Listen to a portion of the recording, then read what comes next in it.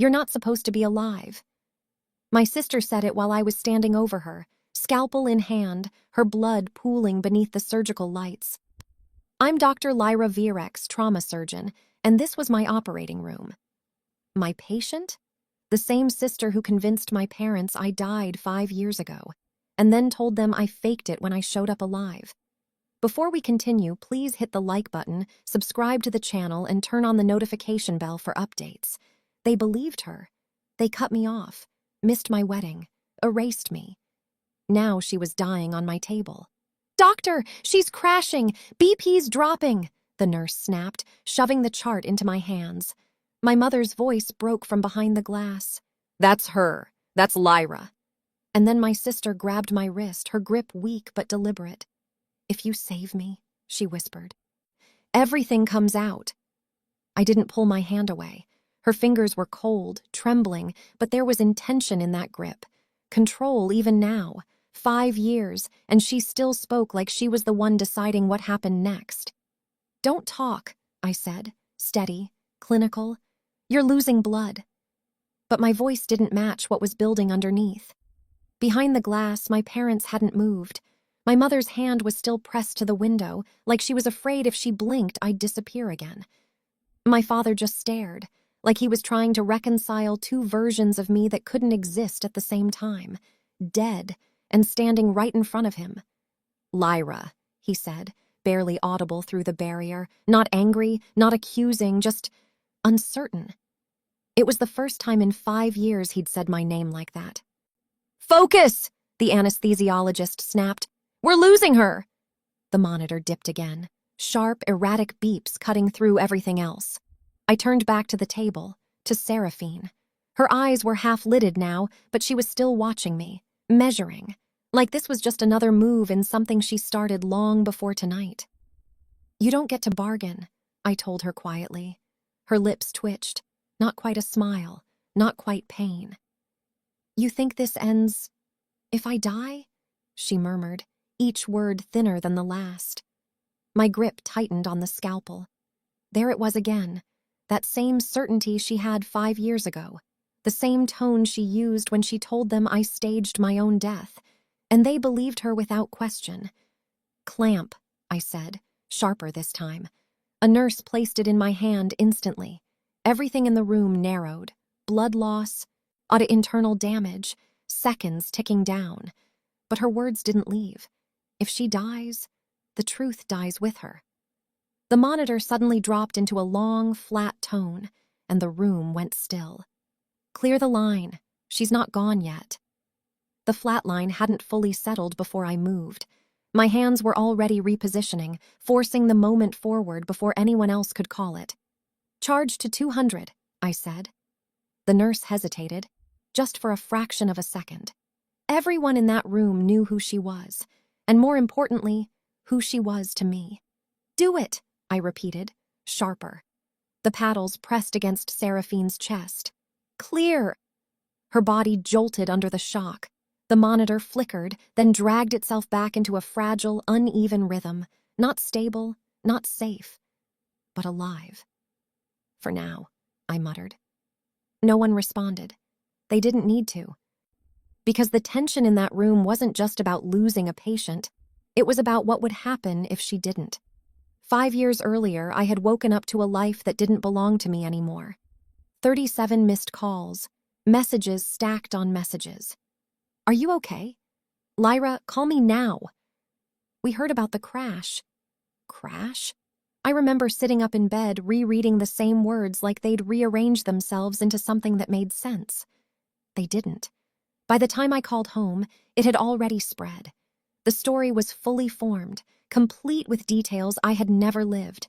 A burned car, a body identified through personal items, my personal items, except they weren't mine. "Mom, I'm fine," I said the second she picked up. "There's been some kind of mistake." Silence. Not relief, not confusion, just silence.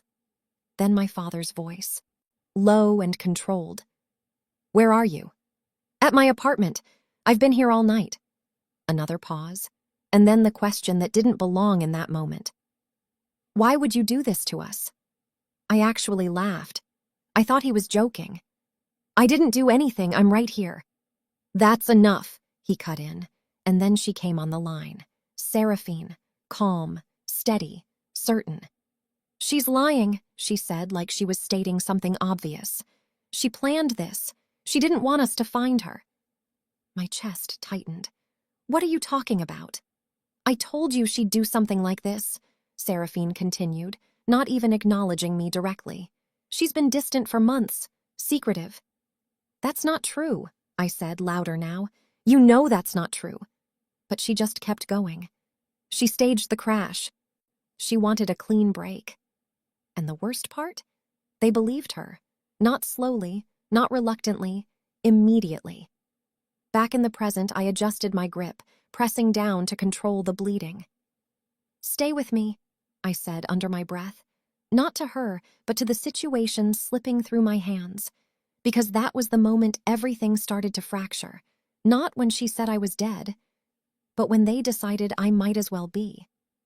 Doctor, the nurse said quietly beside me. Her pressure's dropping again. I didn't look up. Then keep it from dropping. Behind the glass, my parents were still there, watching, waiting, and for the first time I wondered, what exactly had she shown them back then that made my voice mean nothing? Seraphine's fingers twitched weakly against the table. Her lips parted just enough for one more breath of sound. You never even asked.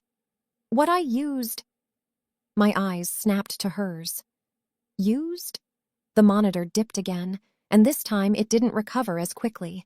What did she use to prove I was dead? She's bleeding out! Suction! The question didn't have time to settle before reality snapped back into place. Blood flooded the field again, dark and fast, forcing everything else out. Pressure's crashing, the anesthesiologist warned. I see it, I shot back, already moving. Clamp, no, not that one, the longer, there. Metal hit my palm. I adjusted, sealed, stabilized, barely, but her words didn't leave. What I used. Not how, not why, what. Outside the OR, voices were rising. Even through the glass, I could hear the edge in my mother's tone. Panic. Confusion. Something breaking underneath it. That's our daughter, she was saying. You can't keep us out. Ma'am, you need to step back, security replied. She lied to us before.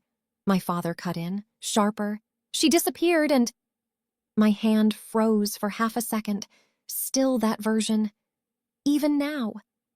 Doctor. Focus, the nurse said quietly. I forced my attention back down, to Seraphine, to the damage, to the fact that no one else in this hospital could do this procedure fast enough to keep her alive. I'm here, I said flatly.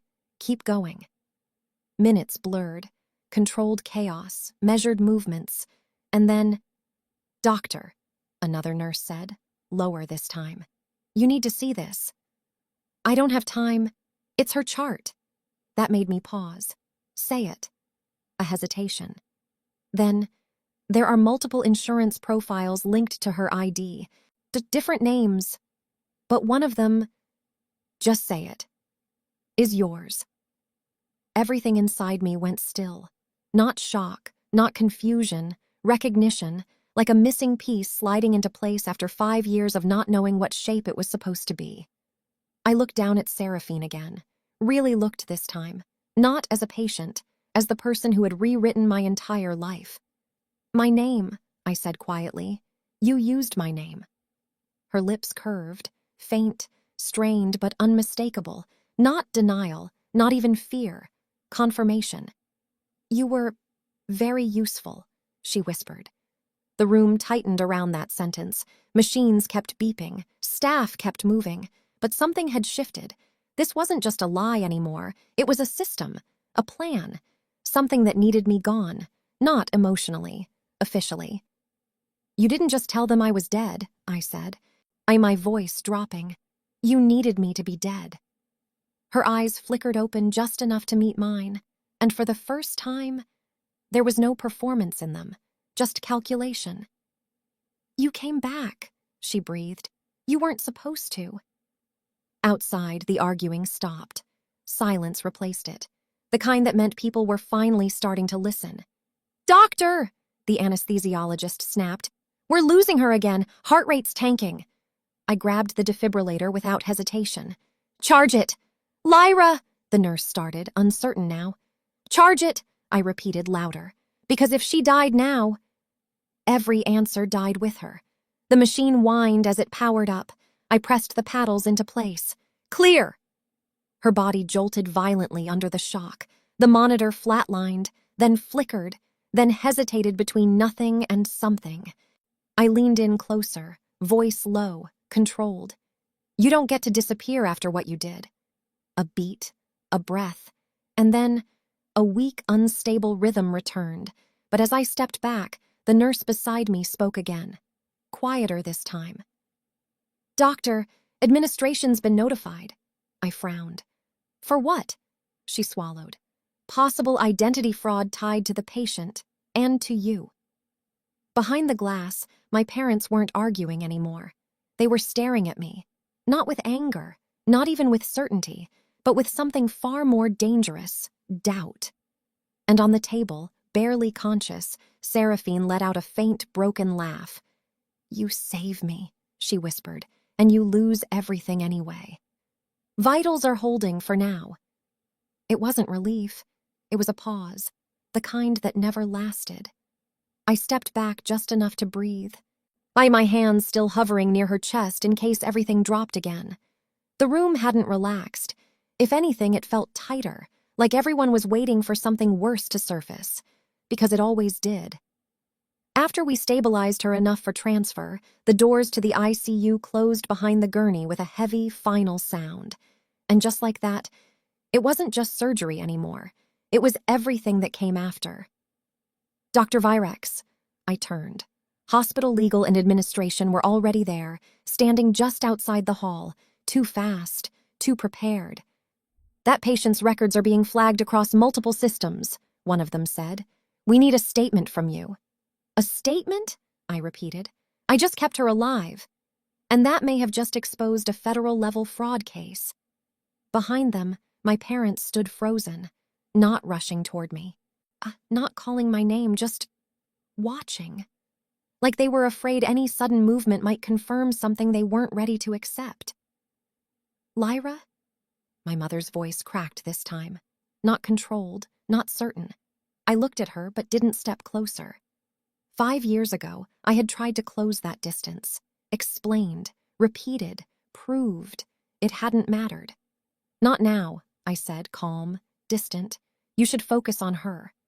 Her face flinched, like that answer landed somewhere deeper than anything I could have said louder. Inside the ICU, machines took over where I left off. Controlled breathing, stabilized rhythm, monitors translating her survival into numbers.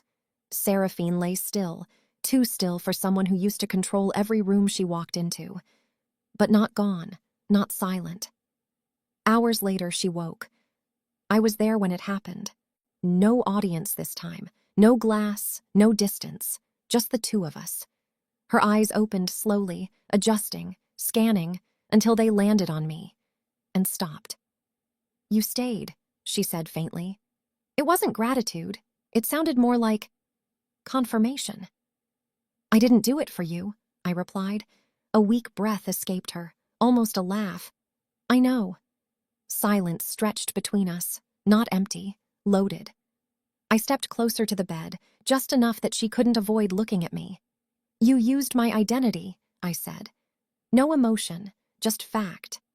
She didn't answer, didn't look away either. "You built something under my name," I continued.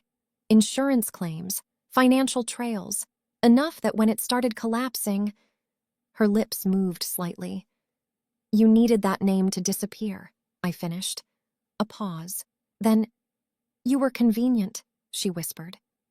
There it was. Not denial, not even an excuse, just the truth, stripped down to its simplest form. "You burned a life that wasn't yours," I said. Her eyes flickered. "It worked," she replied. Footsteps outside the room. Voices, my parents, close enough to hear, close enough to finally understand. Seraphine's gaze shifted past me, toward the door.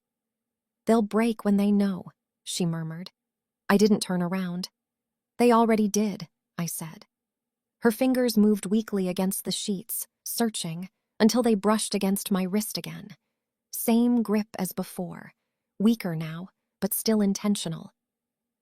"If I tell them everything," she said slowly, each word deliberate despite the strain, "you don't get them back." I finally looked down at her hand on my wrist, then back at her. For the first time, not as a surgeon, not even as a sister, just as someone who had nothing left to lose. Outside the door, I heard my father's voice, quiet, shaken. "Ask her. Ask Lyra what really happened." Inside the room, Seraphine's grip tightened just enough to be felt. Her eyes locked onto mine, waiting, calculating. And for the first time in 5 years, the truth wasn't buried anymore. It was sitting between us. Unavoidable. The only question left was, who was going to say it first? Ask her. My father's voice carried through the door, unsteady but no longer defensive. For a moment, no one moved. Then I did. I stepped out of the ICU, the door closing softly behind me, sealing Seraphine inside with the machines keeping her alive, and everything she hadn't said yet. My parents stood a few feet away, closer than before, still hesitant, still unsure who I was allowed to be. "What really happened, Lyra?" my mother asked. Her voice wasn't accusing anymore. It was worse. It was careful. I didn't rush it, didn't fill the silence for them. "You buried me without a body," I said, "because she gave you one." They exchanged a look, confusion tightening into fear. "She used my identity," I continued. "Medical credentials, insurance profiles, financial access, for years." My father shook his head slowly. "That's not... She wouldn't... She did," I cut in, not raising my voice. "And when it started catching up to her, she needed that identity gone." Understanding didn't hit all at once. It fractured into place, piece by piece. "The crash," my mother whispered, "was staged," I said. "The items they identified? They weren't mine. But they were enough." My father's face drained of color. "And when I called you," I added, "you didn't ask how I survived." Silence. "You asked why I did it." Behind me, the ICU door opened. A hospital administrator stepped out, expression tight. "Authorities are on their way," he said. "We've confirmed multiple fraudulent claims tied to Dr. Lyra Virex's identity. The patient, Seraphine Virex, is the primary subject." No one spoke, because there was nothing left to argue. The next few days unraveled fast. Investigators came through the hospital. Records were pulled, financial trails exposed. Seraphine hadn't just used my name, she had built an entire operation around it. High-value insurance claims, false treatments, layered identities. And my death? It erased the liability. Clean, final, convenient. She was arrested from her hospital bed. No dramatics, no resistance, just quiet acceptance as everything she built collapsed in front of her. My parents tried to see me every day after that. Apologies, explanations, regret that came too late to change anything. "We thought," my mother started once. "I know what you thought," I said, because that was the problem. They hadn't needed proof, just her word. "You didn't lose me," I told them one evening outside the hospital. "You decided not to believe me." That landed harder than anything else, because it was true. Weeks passed. The hospital moved on. Cases came in. Lives were saved, and I went back to work. Same hours, same pressure, just quieter. One evening, as I stepped outside into the fading light, my phone buzzed. A message. From my mother. "Please come home." I stared at it for a long moment. 5 years ago, I would have answered instantly, explained, tried again, asked them to listen. Now? I locked the screen, slipped the phone back into my pocket, and kept walking. Because they had already mourned me once, while I was still alive. I wasn't going to let them decide who I was a second time.